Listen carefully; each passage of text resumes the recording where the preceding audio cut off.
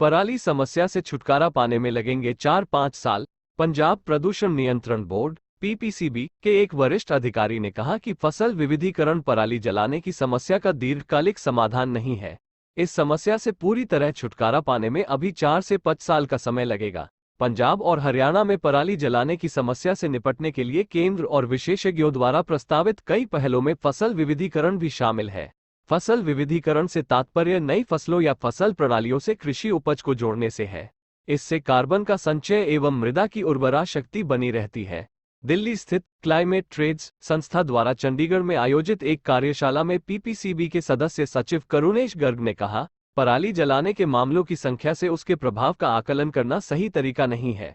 गर्ग ने पंजाब प्रदूषण नियंत्रण बोर्ड ने कहा, फसल विविधीकरण पराली जलाने की समस्या का दीर्घकालिक समाधान नहीं कहा। ऐसा नहीं है कि समस्या से निपटा नहीं जा रहा। हम इसके लिए ब्लॉक व गांव स्तर पर काम कर रहे हैं, लेकिन इससे पूरी तरह छुटकारा पाने में अभी 4 से 5 साल का समय लग जाएगा।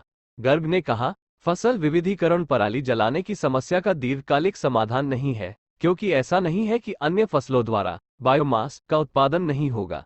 इसमें केवल अन्य तरह का बायोमास अपशिष्ट उत्पन्न होगा, जैसे कपास के अवशेष, सरसों के अवशेष आदि।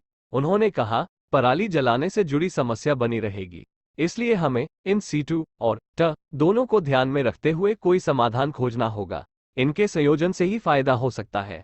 इन सीटू संरक्षण के तहत पौधों व जीवों का संरक्षण वहीं किया जाता है जहां वे प्राकृतिक रूप से पाए जाते हैं, जबकि ट संरक्षण में पौधों व जीवों का संरक्षण किसी अन्य सुरक्षित स्थान पर ले जाकर किया जाता है। पंजाब प्रदूषण नियंत्रण बोर्ड के अध्यक्ष डा. आदर्श पाल विग ने कहा, यह एक सामाजिक और मनोवैज्ञानिक समस्या है जहां किसानों के व्यवहार व दृष्टिकोण पर भी गौर करने की जरूरत है। भारतीय कृषि अनुसंधान संस्थान के अनुसार पंजाब में पिछले साल 15 सितंबर से 30 नवंबर के बीच पराली जलाने के 71,304 मामले सामने आए, जबकि 2020 में इसी अवधि में 83,002 मामले सामने आए थे। दिल्ली में पिछले साल नवंबर में प्रदूषणकारी तत्व PM 2.5 में पराली जलाने से हुए प्रदूषण का हिस्सा 48% तक पहुंच गया था।